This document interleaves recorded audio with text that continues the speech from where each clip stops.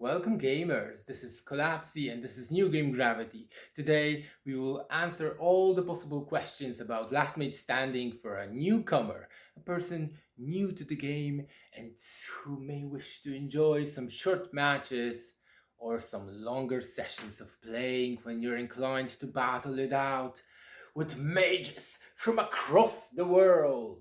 In this retro-styled pixel battle royale, there are a few modes and I will talk about them. We will see some matches, I will address how to progress in the game, and what are the dark gaming patterns for those who are not careful when it comes to their fun. Let's have a look. This is a long comprehensive video, but I wish to answer all the possible questions a new person may wish to address or ask when it comes to this game. So have a look. What you see now, dear gamer, is the tutorial for Last Mage Standing, a game free to play for anyone who wants to enjoy it. Just check out this retro-styled cute pixel graphics. Isn't it just adorable? Well, maybe I'm just biased for anything with some nice pixel art. That is a possibility. This tutorial is pretty simplistic. First you learn how to walk, as it usually is both in life and games. Then you learn how to dash, and afterwards how to murder your enemies using high-speed balls of fire. Just like in real life. Afterwards you learn how to pick up the throw a bomb ability. And that's it for the tutorial. Just remember, on Android you can either tap the attack button for some auto-targeting or hold it to target more precisely. This is true for all attacks the characters have and abilities which may need some aiming. Easy peasy dead NPC explosy. In this video, I will talk about the different modes in the game, the possibility to mix and match both characters and various abilities, and how to do all of that while also progressing in the game. In between talking about everything related to Last Mage Standing, I will offer my insights on the monetization, so if it's really needed to pay in order to play this game. Starting off with the game modes, Last Mage Standing offers 4 different ones for relaxed mages looking for some cooperation and fun, and a few for those hardcore crazy wizards out there. Initially, I just played the Dungeon Royale solo mode because I was such a noob and didn't know you can switch these modes from the main menu. Even though I was such a noob these few months ago, I really enjoyed myself in the Battle Royale, the Dungeon Royale mode solo, and finding out there's more to this game really surprised me.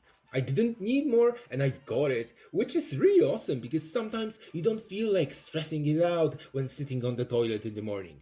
I mean the couch, in the afternoon. What? So, let's begin a solo game with the most basic character, Pyro, while I'll talk some more about the Dungeon Royale mode. What you see here is the lobby for the Dungeon Royale. Each game starts like this, since we're looking for other players to have fun with in real time.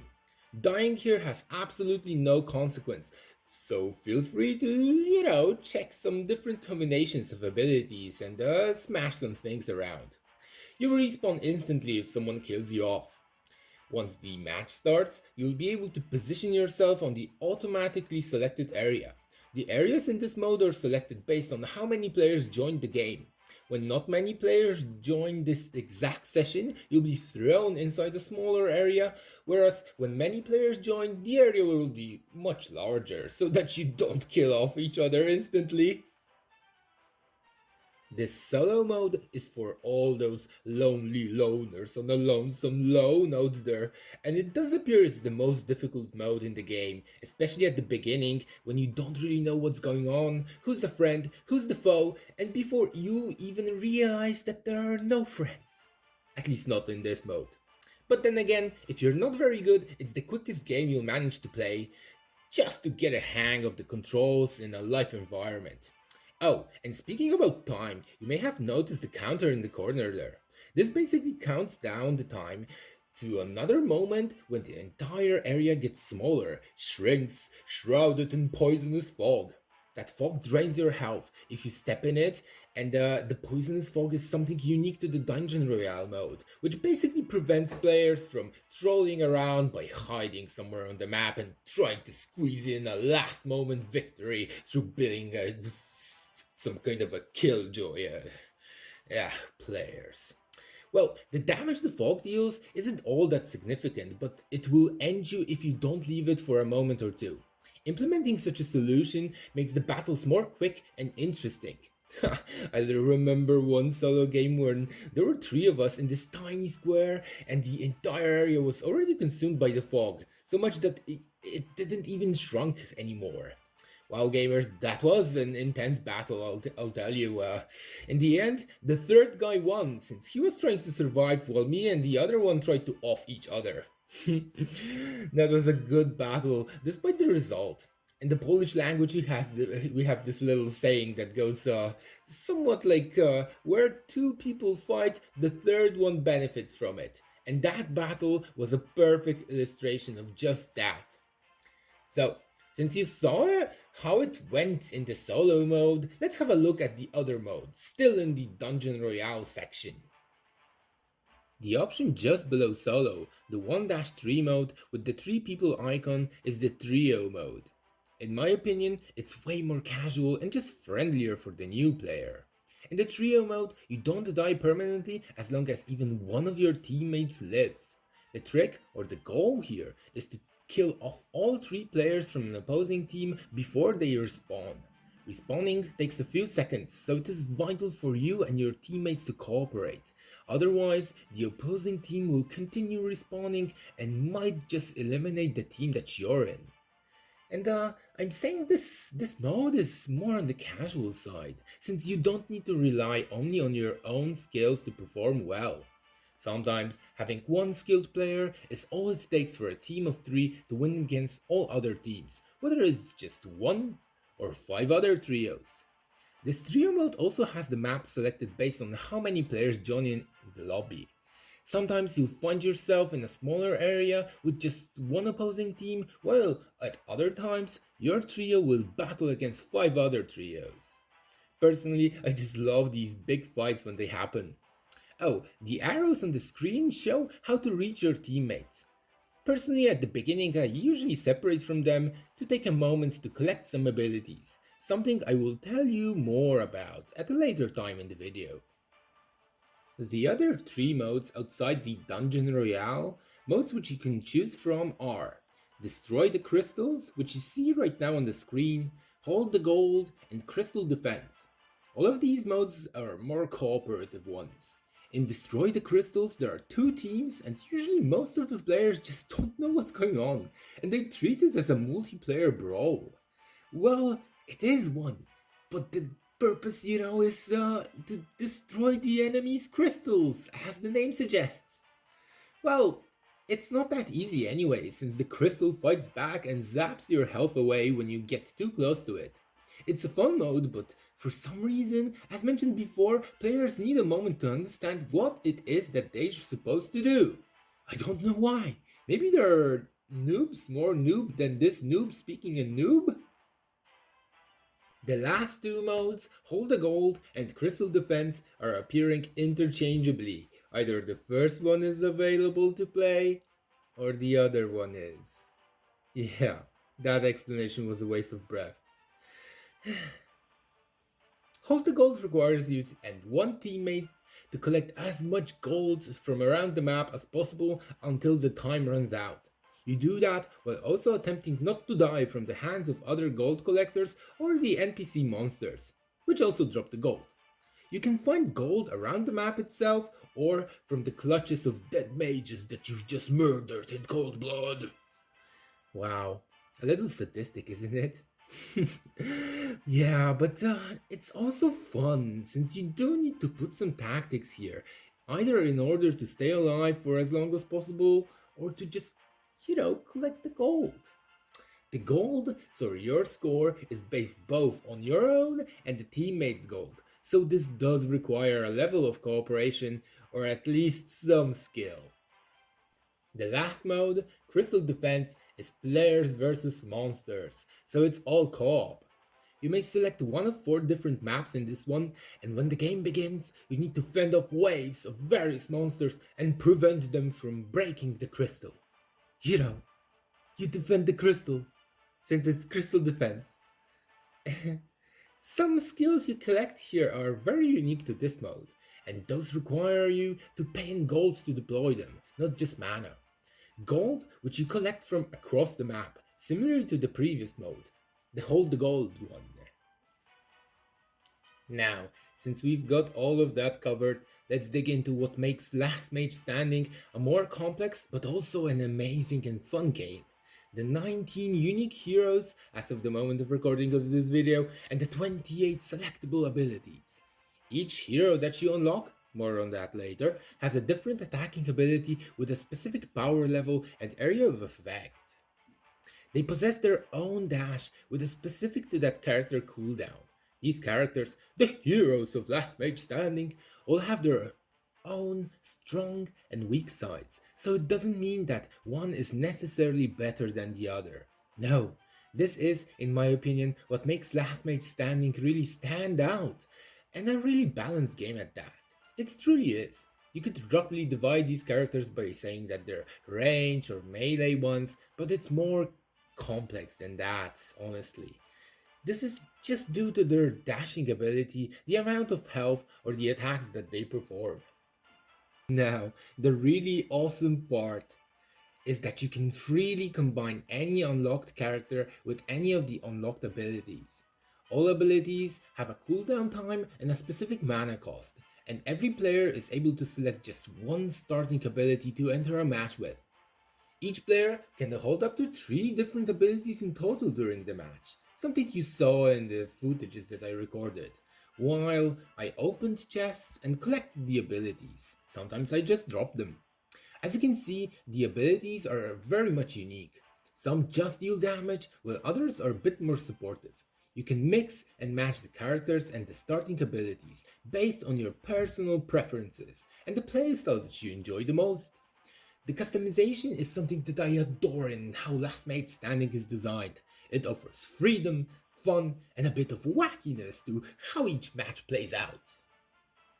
So, this is the part where you may think to yourself, my goodness, this is hard, this is advanced, I'm just a small noob with no money to spend on the game. So, let's talk first about the game design and touch on the subject of progression and making payments in the game. What's truly awesome and gamer friendly is that in each match you find different abilities, either laying around, locked in chests, or dropped from the corpses of falling player who faintly whisper, "Tell my loved one I love them," as they draw their last breath. Now, since you're able to hold 3 abilities at a time, it's useful to know that you can actually drop one of them or all of them to free up an ability slot. Let's say you're tired of your level 1 poison dagger. You may just drop it off like you see in this footage right here and pick up something more useful at this particular time in battle. Gold chests and those huge chests drop the best abilities, which are often already at high levels, so it's useful to look around for those in the Dungeon Royale mode. Before we go into explaining the acquisition of abilities and characters and their progression, time for a bonus lesson. Have a look at this. This is something many players fail to even bother with, which makes them sometimes die, and which by default makes them noob. Look, at a low cost of 5 mana, you're able to place a breakable block. Check it out.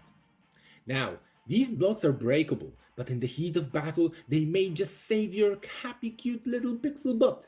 Imagine there's a player trying to get you and you enter a narrow path. Place a block while still running away from them to stop them in their tracks and regenerate some health and live to win. These blocks also stop projectile attacks or abilities, so it is vital to use them whenever there's someone trying to snipe you down. Oh, there's one other thing which players seem to neglect. Bonus lesson number 2. The bushes. You can hide in them, which means you won't be visible on the map to the other player unless they come really close to you. This is perfect to either ambush enemies or take a moment to regenerate some health without them bothering you. If you enjoy sneaking around, the bushes are there for you, my creepy gamer brochacho. However, remember that the AI enemies or abilities will still know that you're hiding, that they will target you in the bushes. So if you do see a rat crawling out of a rat's nest, it's best to kill it or run away. So, I've taken some sweet time to describe these different modes, told you about mixing the unlocked characters with the different and fun abilities they can use, and at this point you may think, okay Collapsae, but where's the catch? I like the game, but you said it's free to play, which means it's pay to win, right? Well, I'm going to be super real with you on this one. Nope. Last Mage Standing is definitely not paid to win. It's not paid to enjoy. Sure, if you do want to support Roboto Games who develop this awesome gaming experience, you should do that. But if you're on a budget, there's no need to pay. Heck, you don't even need to watch the ads which are available in the game, which often reward you with some coins, gems, respawn something in the shop, or just straight up give you a chest. Now, believe me, I know what a predatory free-to-play game is. I know all dark gaming patterns there are, and Last Mage Standing is far from any of that, truly. This is due how the abilities are spread across the dungeons. You can find awesome and useful abilities by just participating in matches. The rest of it is just your skill. Now, if you want to have a cool character and some super duper ability, you'll just need to play the game. It's just as simple as that. However, all of this does not mean Last Mage Standing is absolutely free of any dark patterns. The temporal patterns you'll find here are playing by appointment, since the keys recover in time. There are daily rewards which incentivize you to visit the game daily. The grind would be also pretty ugly if you decided to max out every skill and guardian there are. And well, there are also advertisements which kinda glue all of that together. You don't have to watch these ads, but if you want to max everything out, well, you'll definitely find some use in them. The monetary dark patterns involve pay to skip, a premium currency, some level of gambling or loot boxes presented by the chests, and the possible fear of missing out. Well, basically the mythical guardians and mythical skills, since for those you'll need to inject some money to get. These, according to the game, drop from the chest, but I don't know. I haven't seen any mythical abilities or guardians dropping, and I've seen plenty offers to buy them. When it comes to social behaviors and social dark patterns, well, Last Mage Standing is a battle royale at its core, so there is a pretty hefty level of competitiveness, and there are also rankings for which, if you place on very high top positions, which I don't believe is available to anyone, I'm certainly not trying to get there, you get some rewards for that, including gems. Outside of that, you can join an alliance, which may invoke social obligation towards your in-game friends. Finally, the psychological dark patterns may involve investments towards your skills, so the endowed value pattern, and completing the collection, since you could go ahead and wish to max out every skill and character as mentioned before. Although these patterns exist, in my very much subjective opinion, mind you, they shouldn't affect your casual player, the casual player of Last Mage Standing. That being said, if you have any tendencies of sinking into games like these, and you realize that some games may induce compulsive behavior in you, please take my positive and praising words of Last Mage Standing with a healthy dose of skepticism. So, since I've got rid of any potential guilt by saying all of that, I don't want to seem like Last Mage Standing is absolutely free and the tricky moments in the game are impossible to experience. Let's have a look at the progression in game. Let's have a look at the first guaranteed progression, which is the medal road right here. You collect medals from playing matches, and the better you do, the more medals you get. When using a new character, you obtain more medals from your victories. So the game kinda incentivizes you to try out new characters if you wish to progress quicker in the game itself. When you have a character which you constantly use and the rank gets higher, it is possible to lose some medals if you don't do well during a match. But this honestly isn't an issue. You don't lose a lot when being in that situation, just a few medals really. The medals are added to your entire medal progression, and through each tier, specified by the amount of medals needed, you obtain chests, coins, gems, unlock new abilities, and new characters. As you see here, I have around 6,000 medals, and I'll need to get 1,000 more to unlock the last guaranteed character, Pierre Leblier. If I'm pronouncing their name properly, I probably butchered that one. Apologies, gamers from France, for this one. The second guaranteed progression is the Mage Pass, a progression which is basically just like the Battle Pass feature in each game. If you've never heard about a Battle Pass, then, well, I guess welcome to the monetization in gaming. This progression is pretty similar to the medal route in a way, but here you collect keys instead of medals, and each tier isn't defined by the total number of keys, like it was by medals in the medal road, rather by one level which consists of 150 keys. The keys are obtained through winning a match, where you get 10 keys for that great success. Keys are depleted when winning matches and are replenished either in time or by paying gems, which I don't recommend doing. There are more sensible ways of spending your gems. You may also replenish keys by watching an ad which pops up when you deplete all your currently available keys.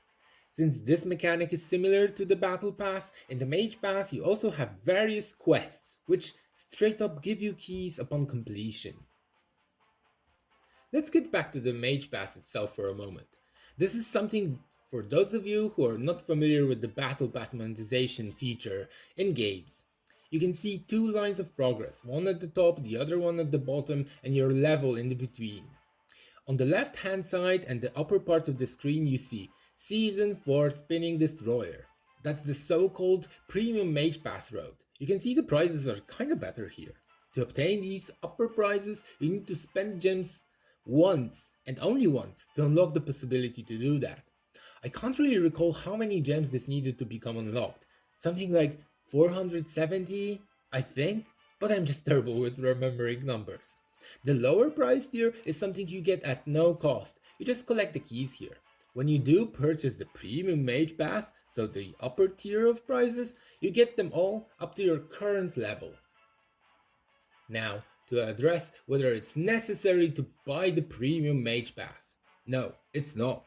During each season of the Mage Pass, there's a new character to be found here in the Premium, but you don't need them to have fun and enjoy the game. I decided to spend gems to unlock this upper Premium Mage Pass route and to get the character. However, I did not inject any actual cash to do that. I simply collected and saved the gems I got from watching ads or the ones I got from the previously discussed medal road. So yeah, it's very much possible to have this progression even if you can't afford paying actual money. The pricing in this game depends on the region, I suppose, but those prices in Poland are a hard hit to one's budget. But then again, there's no need to spend a dime, a penny, a quid, or a złotówka if you're in Poland or anywhere else. The game offers very much for your average poor player on a budget, like myself. Finally, one last thing I must mention when it comes to the progression in Last Mage Standing. You obtain characters and abilities from the Medal Road or from the Mage Pass, but also by opening chests. It is possible for both abilities and characters to drop from a chest, but obviously I don't have the numbers regarding how likely or unlikely that is to happen. To end things and just be sure I've addressed everything regarding Last Mage Standing, let's get back to the characters and abilities for a moment. Let's have a look at Thompson here. Thompson the Engineer. On the right hand side of the screen, you see from the top his medal progression, which only affects how many medals you get from using him continuously. And below is his actual level, the character level. The higher you level him up, or any character in the game for that matter, the more health and attack damage they have. This does not affect their dash cooldown, mind you. Now, here comes the most important aspect of leveling up both characters and abilities. You need scrolls to do that. Just look at the numbers of scrolls I've collected for Thompson, and they're being consumed as I level him up. The scrolls are obtained from various areas. In the Medal Road and the Mage Pass, you can get scrolls towards specific characters or abilities which you enjoy the most and wish to upgrade first. You select just which one you wish to have scrolls to. Through chest, you obtain scrolls for random characters and abilities you have already unlocked. Random ones. That's all you may wish to know about Last Mage Standing in my new game Gravity video by yours noobly, Collapsae. Now, I know it was a lot to take in during one sitting, so sorry about that. But I just feel this game really needs more recognition. It really should be talked about more, played more, and enjoyed for what an excellent experience it is. It's fun, it's not predatory as most free to play games are becoming nowadays, and it offers just the right level of complexity, mixing and matching characters and abilities to have fun with. The difficulty level isn't ridiculous, so it can be entertaining for casual gamers and the more hardcore ones who like to pop a vein or two while playing something. As mentioned at the very beginning, the game is available on PC and mobile devices. The entire footage you saw in the video was recorded on my Android phone. And last but not least, I need to say this again. You can play Last Mage Standing for a few minutes while waiting on a bus, or play many games during an evening of gaming. Last Mage Standing doesn't really stop you there. It doesn't monetize the fun which you can have by playing it. This is why I feel it's worth checking out, and that's why I feature it in this new game Gravity recommendation. May the gravity of its adorable pixel graphics and fun matches pull you in, precious gamer friend. That's it from me, Collapsae, and remember, you can find me on Facebook and Twitch, and if you enjoyed this video, considering following me on YouTube or on other platforms. Oh, and if you do decide give Last Mage Standing a go, please let me know how it went down in the comments. I'm kinda curious. If you're a veteran mage, for some reason watching this video, please tell me which is the mode that you enjoy the most and your beloved character ability combo.